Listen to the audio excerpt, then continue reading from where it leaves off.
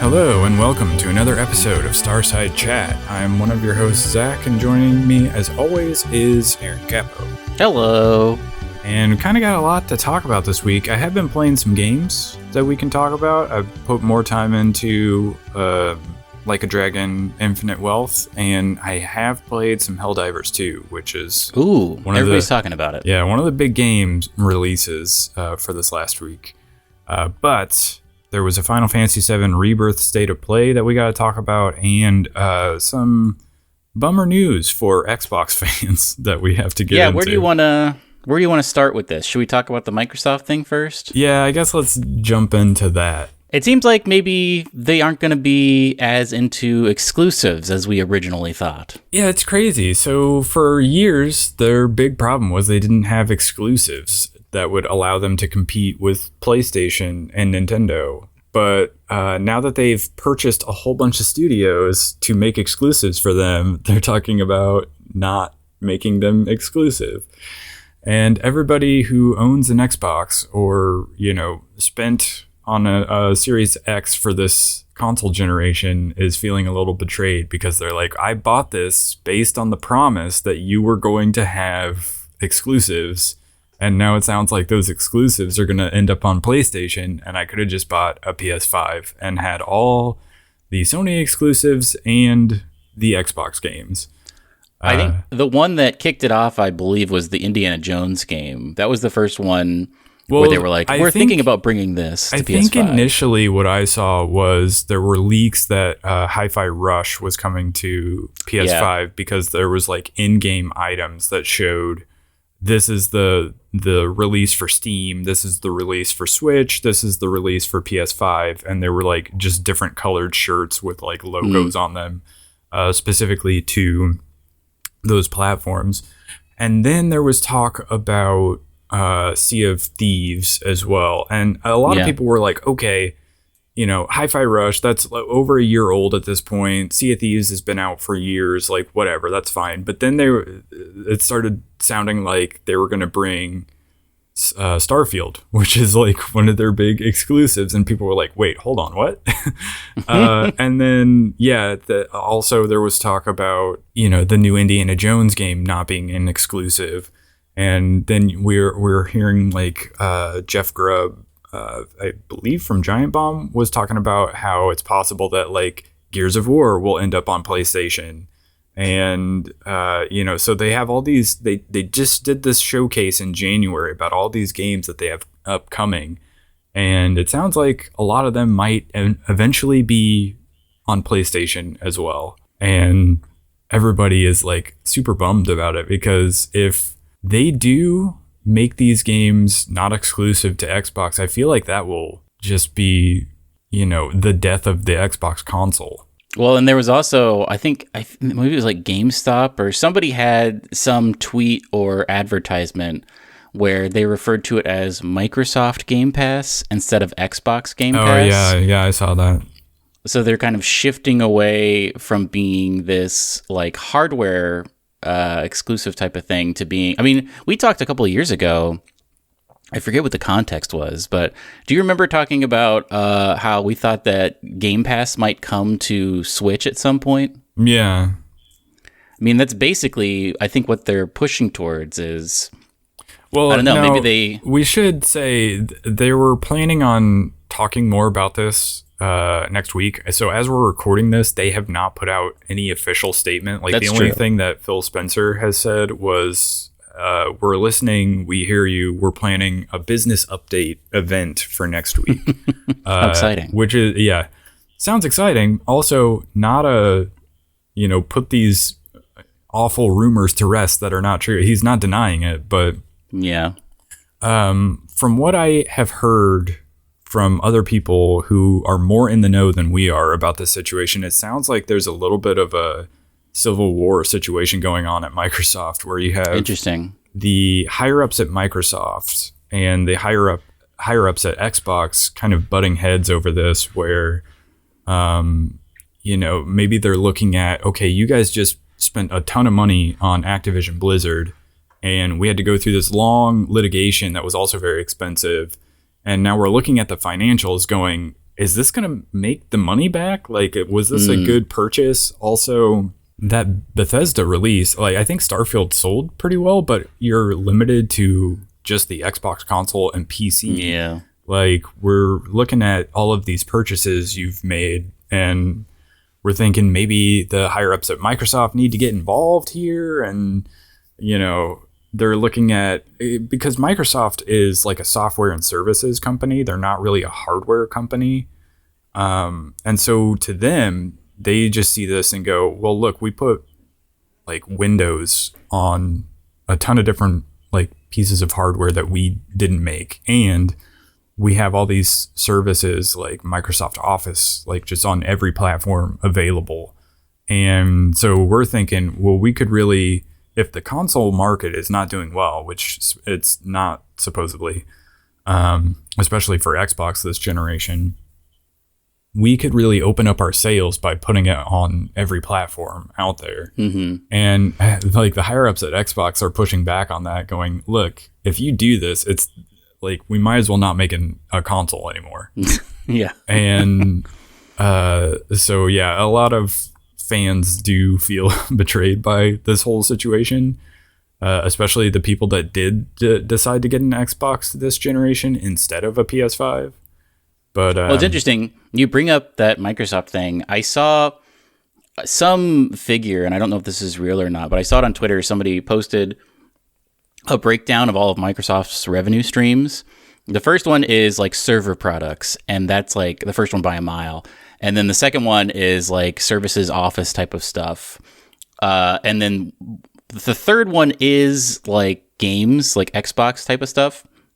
But it's like way down there. Like server and like office services and stuff are making like an insane amount of money for them. And then it's like a huge drop to number 3 at Microsoft. So it's like, I don't know. I feel like they aren't investing in it because they don't understand it. And it's just like not as big a deal to them as their other things. And it would be crazy if they were just like, maybe we don't need to make hardware anymore. Maybe we're just the Game Pass company. Yeah, I do think that they would love to be able to get Game Pass on both, you know, PlayStation and Nintendo. I don't think that is going to happen, because why would Sony accept, you know, a competing subscription service on their platform? Yeah. But you could see maybe that coming to Switch, although like how would that work unless it's like the streaming stuff? But and yeah, I don't know. But yeah, it's definitely like, I don't know, maybe you could see a future where they just like, they don't make as many consoles, but they still like put one out there on the market, because I don't know, I guess they have like tablets and maybe they make some computers themselves, but like for the most part, like that's not what they're known for. They're known for software. So I don't know. It does feel a little bit like we're seeing like just the next in line of like a company like Sega, where they stopped doing hardware and now they're just a games publisher. I will say I love my Xbox. I love the way it looks. I like that it's like a cool little tower.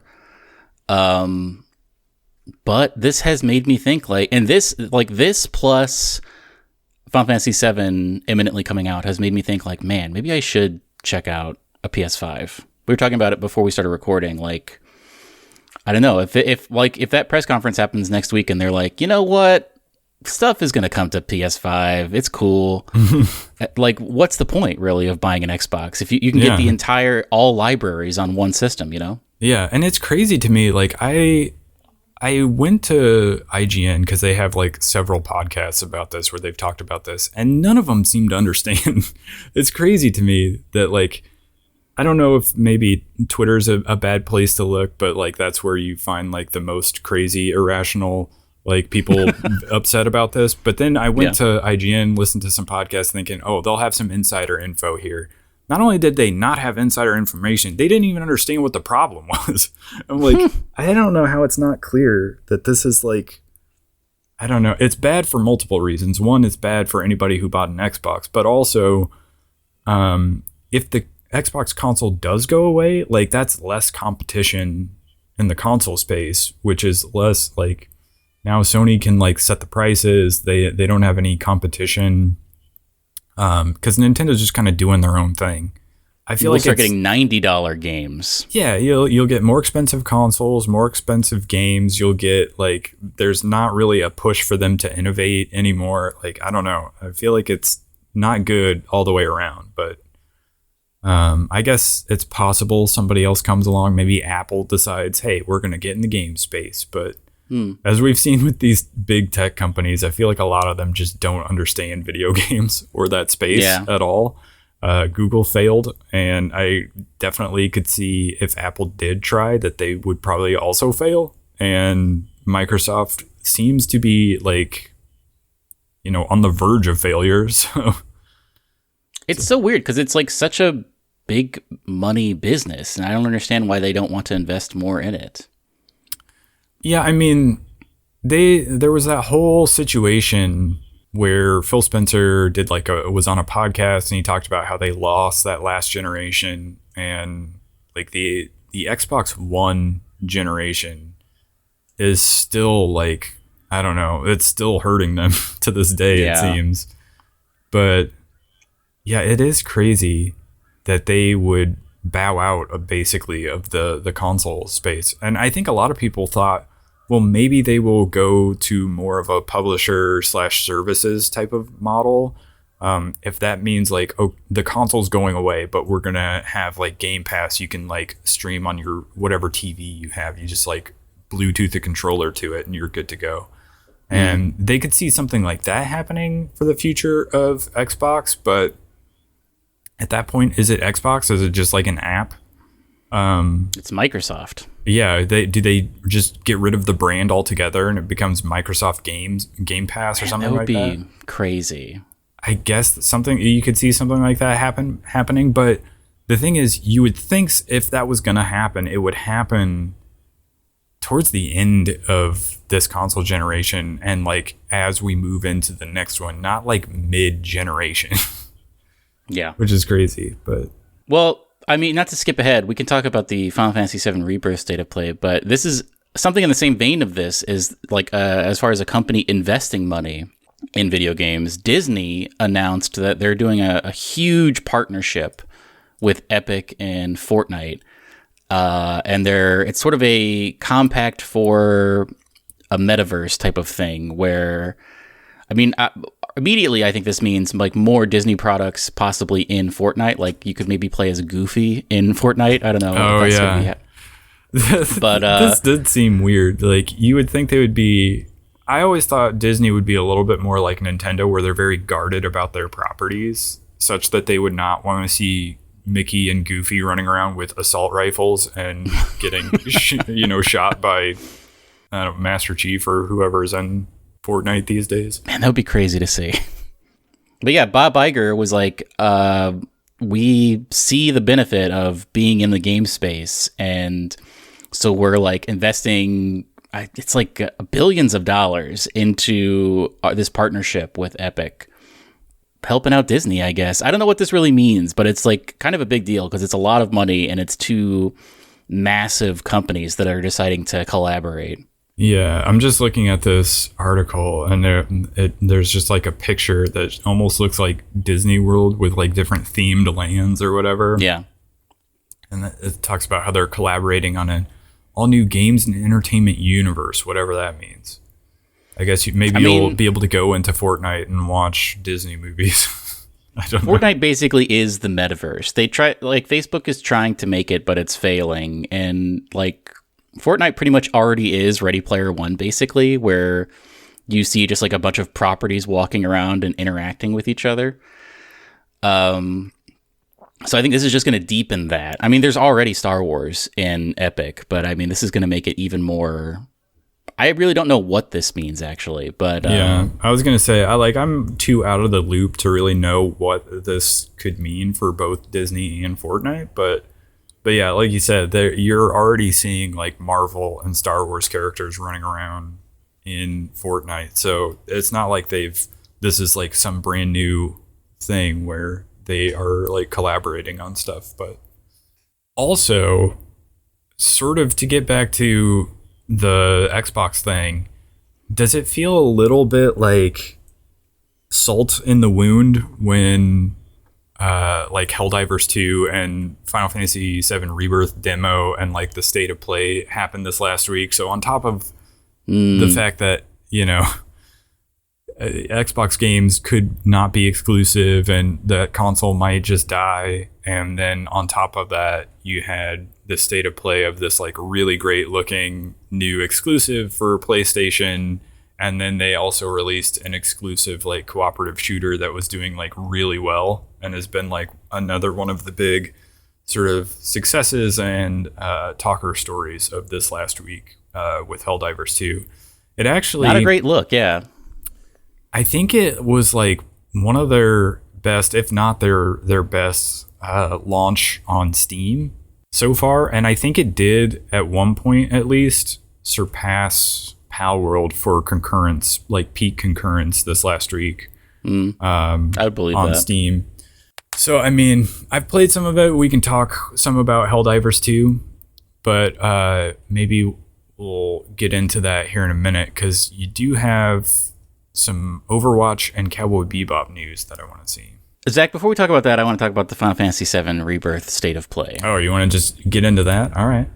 Well, because you were correct in that, like, we were talking about it before we started recording, and it is kind of insane how much they're showing. And I was watching the trailer, and I was a little bit like, man, I don't know if I need to be seeing all of this. I kind of want to experience this as I'm playing the game. And you said you haven't checked out the demo because you're just like ready to play it and you don't want to like get a preview basically. Yeah, I don't often play demos, especially for games that I know I'm going to play anyway.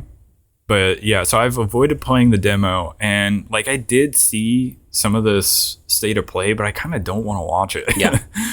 We won't talk about much about it, but there are two things that I want to point out. One of them, obviously, I have this in bold in our show notes, but Chadley has returned.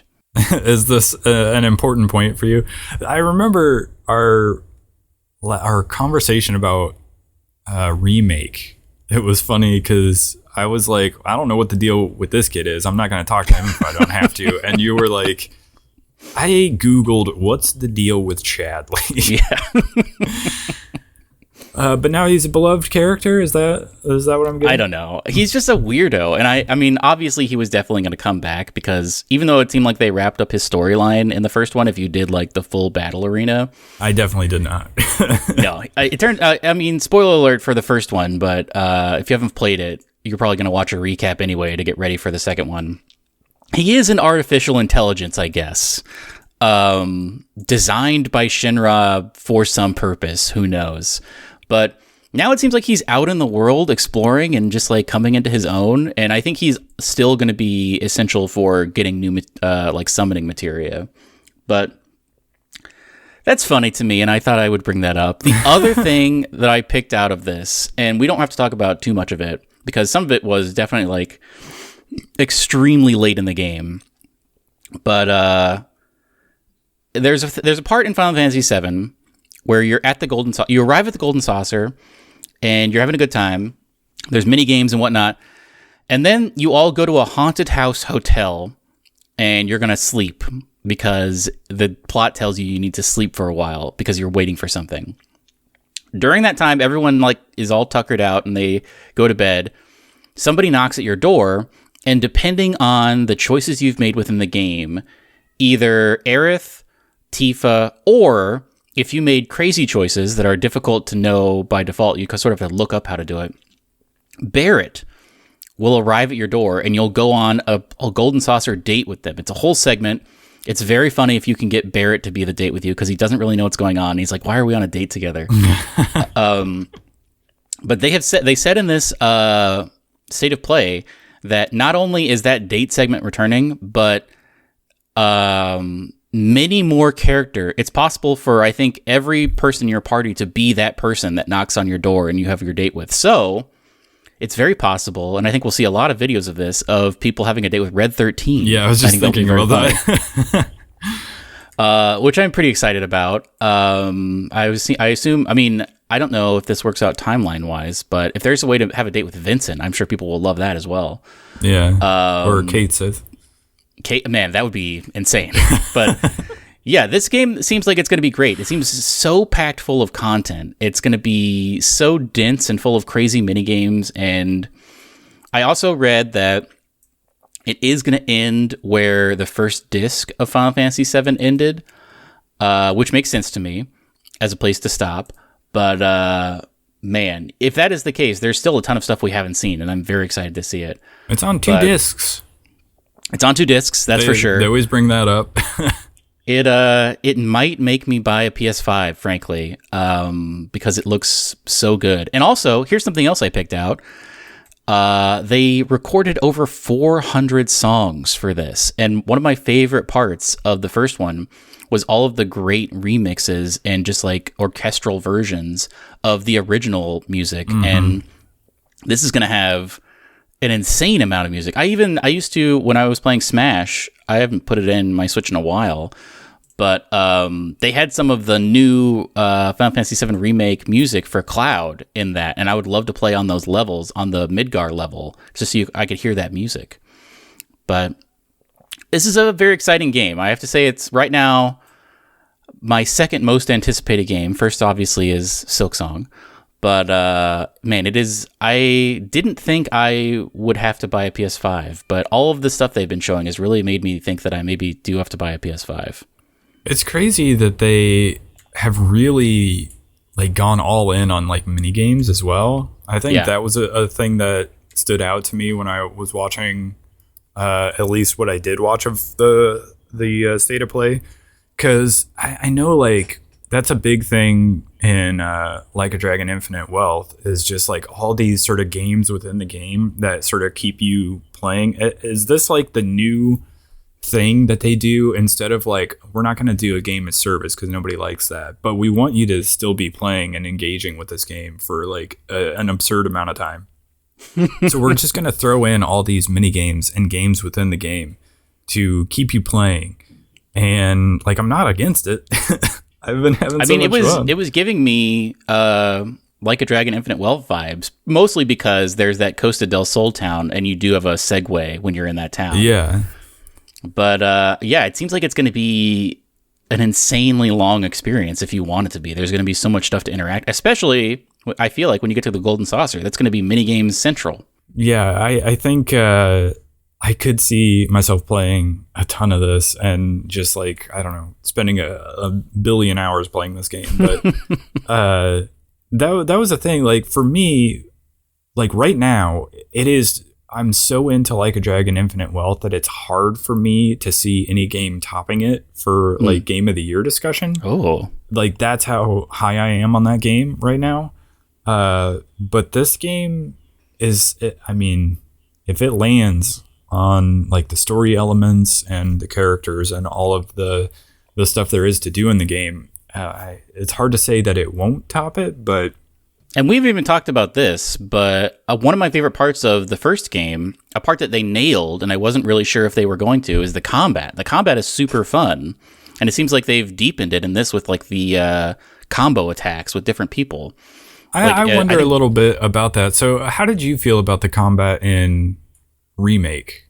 I played it on easy, and I had a great time. I enjoyed the system where you would like build up your what was it, the stagger meter, and then you could lay into them. I was into it. I liked the combat. There was only like there were 2 boss fights where I was kind of like, man, I'm playing on easy. This isn't like, why is this so hard? And I had to play it like 2 or 3 times. One of them was during the very final part.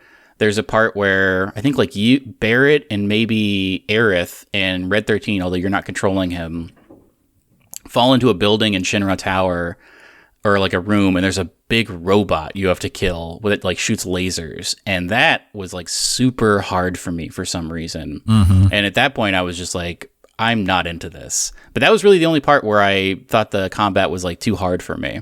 I'm trying to remember, because I don't remember it all that well. I don't remember it being one of the elements of the game that stood out to me as like, oh, I really like this, or it's like super memorable for some reason. I loved that game, and I remember so many other things about it, but like the combat is not one of the things. And I think I was similar to you, where I started out on like whatever the default or normal difficulty was, and like got frustrated enough that I like knocked it down to easy and just played through the rest of the game that way. That a little bit hurts my like appeal for the combat. So I'm curious to see how they've like updated it and changed it and whether it will grab me this time.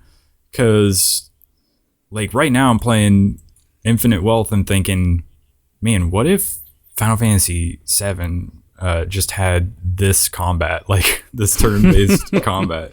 That's how much I am liking what they did with Like a Dragon Infinite Wealth.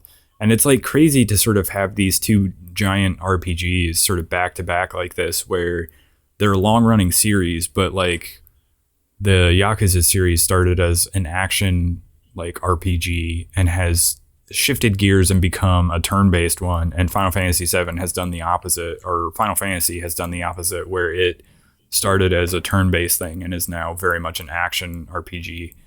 But I a little bit wonder if I would like it more if it were more like a dragon. But that's interesting. We'll have to find out. But yeah, they are doing more things this time around with the combat that they weren't doing last time. They kept showing off those like combo attacks and everything, and there's supposedly like these big animations that they've made for like every possible interaction that you can. There's one where it's Barrett and Aerith, and they like go back to back, and Aerith puts on sunglasses, and it looks awesome. Oh yeah, I remember seeing tweets about that. That was funny. But a great collab, another great collab. I know that sometimes you still like to dip into Overwatch. It's been years since I did, but they're having a Cowboy Bebop collaboration. Yeah, that's cool to me. I didn't see this actually, so I'm gonna have to watch this trailer. The trailer doesn't really reveal much. It's just like, it's very much a teaser. You don't even get to see any like character models or anything like that. It's just at the very end, there's like it starts to play the theme from Cowboy Bebop on a jukebox. So we don't know exactly. I would assume that, what's McCree's new name? Oh, yeah. It's something that we all know. A cowboy sounding name. Whatever his new name is, I would assume he's going to get a Spike skin or like costume. Yeah, I could see that. It's been a hot minute since I've played Overwatch. Yeah, it's been a while. Overwatch 2, I should say. Yeah, every now and then I will dip my toes back in, mainly when they have like some sort of seasonal event. I'll like jump back in. Like traditionally during the Halloween one, I'll dip my toes back in and play some of the cooperative stuff. But it's been a long time since I've been super into like the actual competitive stuff. And even with that, I wouldn't say I've been into because there's like competitive and there's like quick play. Even with that, I pretty much only play quick play. So I'm like in and out of Overwatch, and it's been a while. But yeah, that's cool to me. I'm curious to see like what kind of skins they release for that. But I have a question for you. Yeah.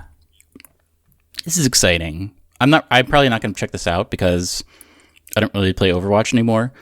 But I keep thinking about, I'm still in like an Apex state of mind.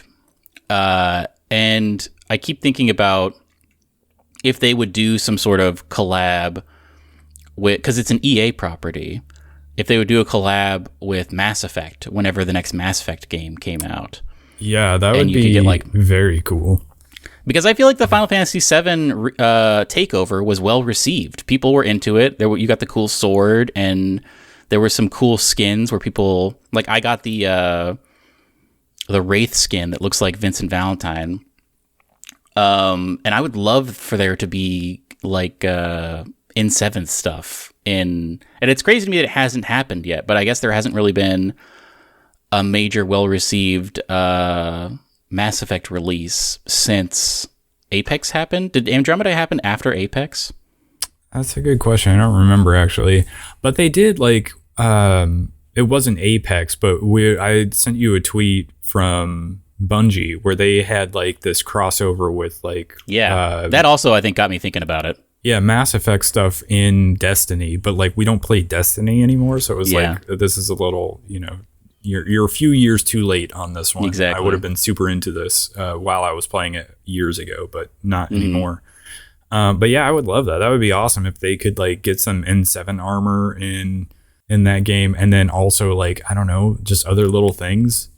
Maybe they could cool. have like, I don't know how you would do it, but you're picking up materia from the Final Fantasy VII crossover. What if you could like, I don't know, somehow use biotics in some way, shape, or form? And you could also, I mean, you could have, if it was still like Reaper focused, you could have like the husks, kind of like, remember how in the first Mass Effect that like they would be up on spikes and they would come down and run at you? Yeah. You could have husks all over the place or something. I don't know. Yeah, they did do like this last year, didn't they have, it was like robots and you were trying to survive, and like if you died you became a robot. What if you became a Reaper? And they did like a similar mode to that. I don't know. There are different things they could do, but yeah, they have options. They should. I feel like the Final Fantasy VII takeover should be a trend, and they should be doing stuff like that all the time, because I had a lot of fun with that. Yeah, and if they do want to compete with Fortnite, like they need to be working to expand and make their game a little bit more metaverse-like than it currently is. And like you say, if they're both published by EA, I don't know why they haven't already done crossover there's no reason not to. with other EA products. So I would say probably this is a prediction I'll make, is whenever Dreadwolf comes out, I bet we get some of that in Apex, hopefully. That would be cool. They could do that as well. That would be a smart move. I hope they're already planning that, but we'll see. So it sounds like GTA 6 is not coming out until after April 2025? All we got from the first GTA 6 trailer was coming 2025, and people were like, all right, that's fine. You know, let them make it for as long as they need to make it. Ubisoft's CEO has suggested that, in fact, we shouldn't be looking for a Q1 release for GTA 6. He thinks it will be coming... Ubisoft? What? Yeah, I don't know why he thinks he knows. But it's coming after April 2025 is what he says.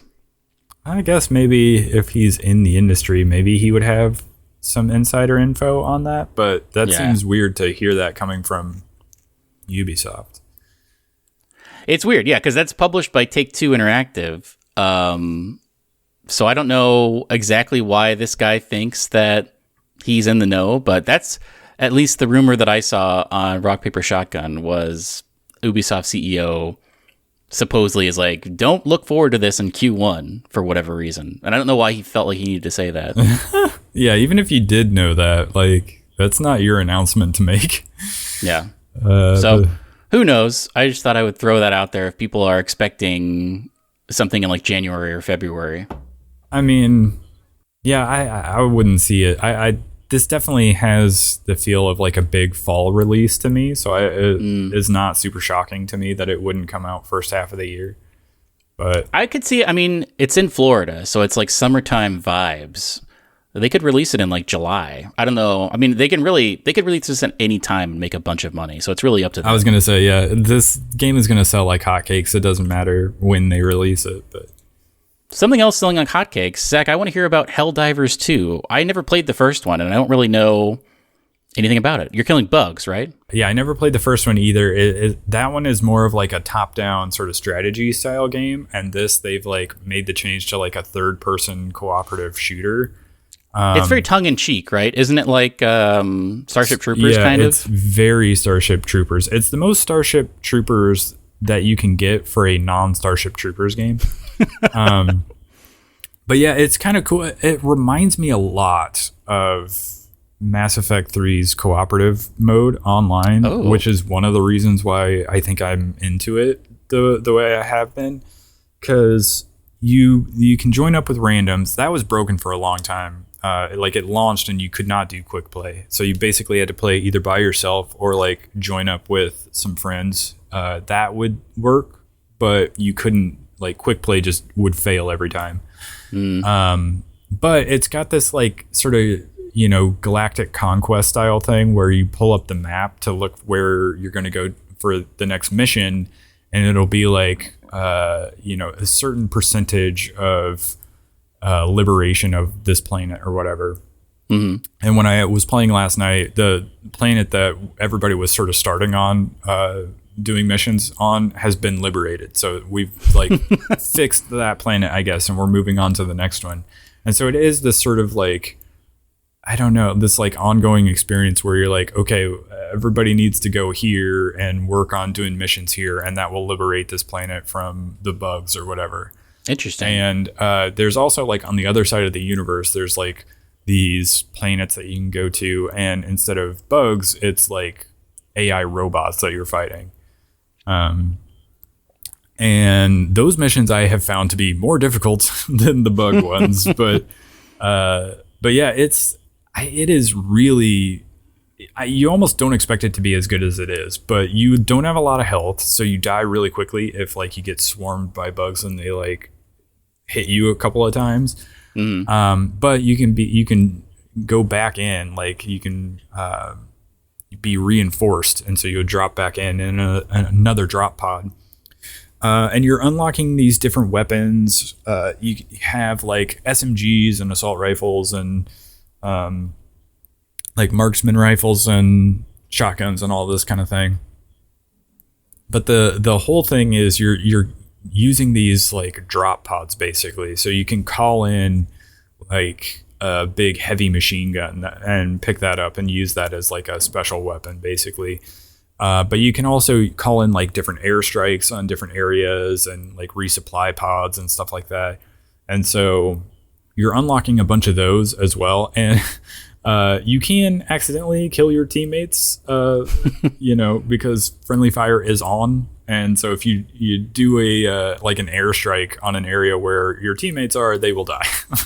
But you can just like call them back in again. But it's like it's sort of like what was that Rainbow Six game, I think, where it was like third person, but when you ADS, it went first person. Oh yeah. So you can do first person when you're aiming down your sights, but you can also keep it like normal third person.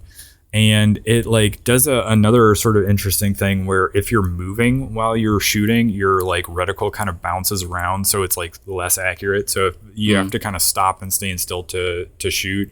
You can shoot while you're on the run, but like it's less accurate that way. So it has like some cool little like realistic elements to it like that. But yeah, you're dropping into these missions and it'll be like you'll have an objective of some sort, which might be just like take out these two big bugs that are like guarded by a bunch of the smaller bugs, but they're in like two different areas of the map. But you can also like go around and complete other secondary objectives on the area. And doing that will get you like more of the in-game currency that you can use to unlock more stuff. And it's not a full price game. It's like, I want to say it's $40. And from what I've seen of the like microtransactions, which I guess there are, that dirty word, but they seem somewhat reasonable and not at all like compelling to actually spend money on. So there's like not really any reason to do that because you can just play the game and unlock everything. So like I think people are actually really into this and it's doing pretty well. And I have had a lot of fun playing it actually. And I've watched a bunch of like the different channels that I watch on like Twitch and YouTube. People have been playing it, and it seems like overwhelmingly the response is that is a fun video game. So I definitely, if you have a PS5 or you play games on Steam, definitely check this out because it's a lot of fun. If you have a PS5, you say? Yeah, I think you should get a PS5. It would be interesting. It actually would be really fun to play with you if you ended up getting a PS5. I would recommend picking this game up and we could play. My finger's hovering over the purchase button, but I have not done it yet. But I've been playing a little bit of Apex, Zach. And isn't the new... Am I wrong? Did that new season kick off? No, I was wrong about that. I saw a tweet that was incorrect that was like super excited for the 8th, but I guess that was just the gameplay reveal. It is launching this Tuesday as we're recording this. Season 20, it's an anniversary season, so there's going to be a bunch of changes to the map, and there's also huge changes, which we talked about last week, to the armor system, and they're adding an upgrade system where basically a big part of Apex is like armor swapping. So when you kill someone, you've just been in an interaction with them, so probably your armor is super low. So there's like a hot second where you can run up to their death box, look in their inventory, and grab their armor, and then all of a sudden you've got a full armor again. That's not going to be exactly the same now. Now the only thing that really elevates your armor is doing either like doing damage to other players or like doing tasks that are like specific to your class. Like for instance, there's the class that can like look at those survey beacons and like see where everybody is or like see where the next circle is. That will also like increase stuff. You can also find shield batteries around, or I forget what they're called actually, shield cores. And those will also increase your shields. But now when you look in someone's inventory, you can see their old shield their old shield core. And when you pick it up, you just get temporary shields, I guess. Where like once they're gone, they're gone. So it's not like fully increasing your capacity, basically. It's just giving you temporary shields, and then your capacity is still growing. It's like kind of the shields that Conduit gives you, except they last longer. But seems great. I did, Zach, I reached level 100 in the Battle Pass. Is that the highest you can get? No, frustratingly, it's not. At level 100, your icon sort of changes, and it like starts to flash, and it looks really cool. But actually, you have to get to level 110 in order to get... have you seen those people with those badges that are like animated? And each season, there's a very final badge you can get for the season, where if you get to level 110, it doesn't have a number anymore. It just has the symbol of the season, and it's like nice and animated. A lot of people have that like kind of like a skull one that has like big long horns that it looks like a devil almost. I don't know what season that was, but it seems like a lot of people played that season.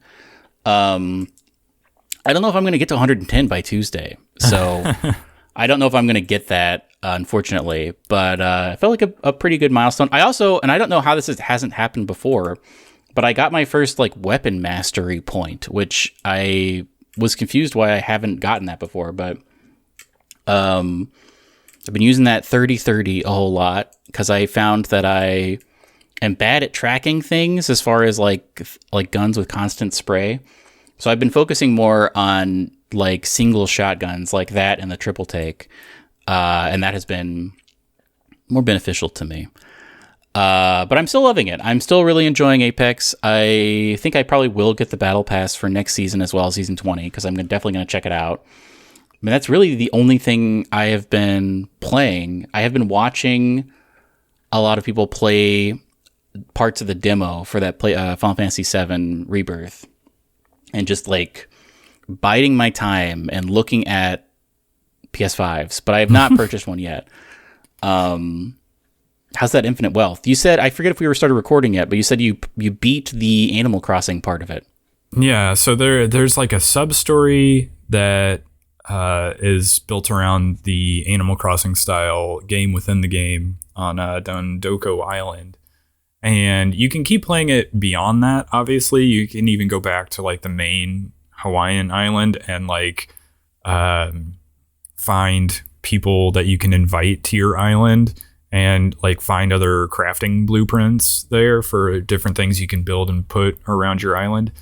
So there's like still reason to go back there because you can also make a ton of money doing that. But so like if you really enjoy that, it's like a good, like, let me take a break from like the main story for a while and go back to my island and do some stuff there. And also like there's the sort of Sujimon island there that you can like build up your Sujimon as well. But I have completed the sub story for that and I ended up with like a ton of money. So I went back to the island and was like, buying all kinds of weapons and stuff and upgrading my characters and different stuff like that. And so I have also completed the Sujimon League sub-story. Whoa. And so I'm a Sujimon master or Sujiman master. I don't know what they call it, but You also unlock a new class for Ichiban. That's the Sujumancer that you can play as. Whoa. Where basically you call in all these different Sujimon, and you equip them kind of the way you, like if you go into your gear, and normally you will equip like weapons and armor to the different characters depending on what class they have. With the Sujumancer, you equip actual Sujimon. So as you build them up in the game and you level them up, they become stronger. And so it sort of is another one of those instances of this like other sort of mini game that sort of feeds into this other element of the game. Awesome. And so, yeah, I've been working on building up that class, and it's cool to like call in the Sujimon and be able to key into different like elemental weaknesses of the different enemies you're facing. But so yeah, I've been experimenting a little bit with different classes in the game, and there's like a sort of a dungeon area that you can go to that has like, I think 3 different levels of difficulty. And I just cleared the second one last night as I was playing, and you get like a bunch of stuff for doing that. And yeah, I'm only in like chapter 7 still of the story. So I'm like maybe halfway through the story, but there's just like so much stuff to do in this game that I've been having a great time playing it. And I just want to keep playing it is basically where I'm at with it. Who's the best? I assume they still have the like Friends app thing that is basically summons. Who's the best summon that you have? Oh yeah, the Pound Mates. Yeah, Pound Mates. I do like using the one that's for like the lobster because that one's funny to me, but it also does like a ton of damage. Mm-hmm. But there's also one, so there's another mini game in the game where it's basically Crazy Taxi, but you're on a bike and you're delivering food to people. Mm-hmm. That's kind of a fun little mini game that you can play. And if you do that, you can also unlock him as a special, like the guy that sort of introduces you to all of it. And he's like one of the Pound Mates. And he will drop in, and for 3 turns, he will deal like a little bit of damage to all the enemies in the area, but he'll also like heal you and your teammates. And so each turn, you'll get like 100 health back from that guy. That sounds great.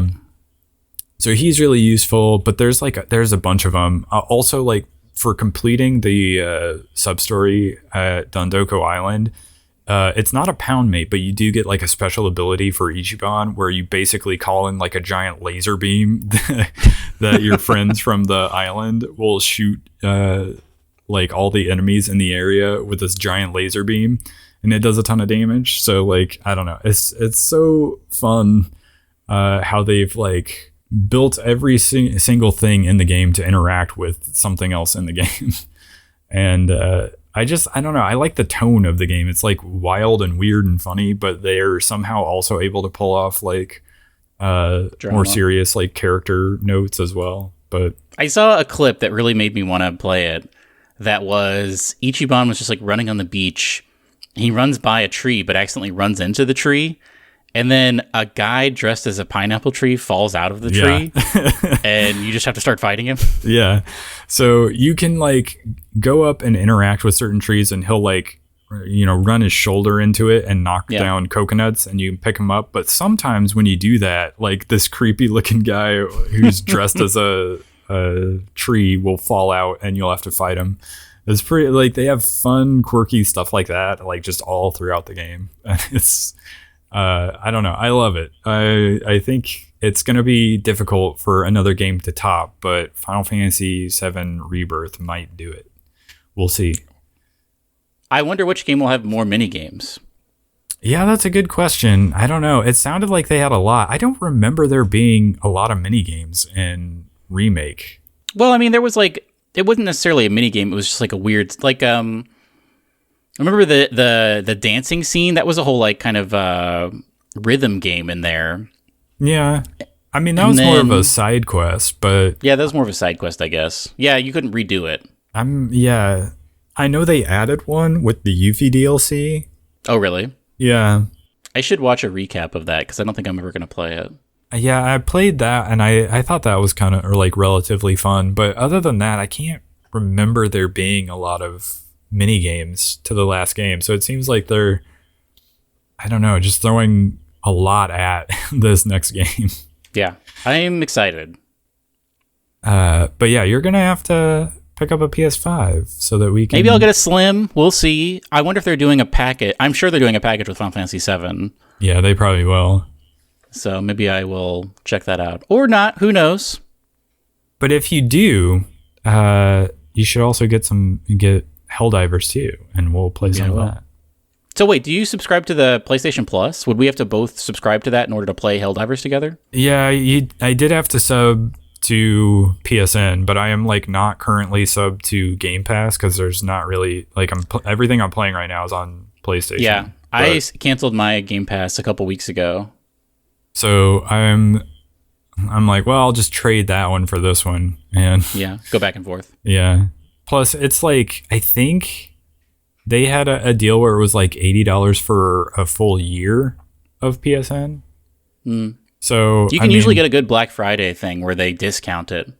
Yeah, so I was like, at that rate, it's like $6 a month or whatever, which not is bad at all. Not bad. So I was like, that's fine. I'll just do that because I probably will play more Helldivers too, and like because games like I guess you don't need to sub to PSN for Apex, but if I wanted to jump back into like Battlefield, for instance, that has crossplay, so I could always cross save, so I could always pick up where I left off on Xbox with that game on PlayStation. So yeah, and same with like Overwatch and Apex, so I could always just like play on PlayStation instead of Xbox. But it's true. So you said you haven't really been watching or playing much else?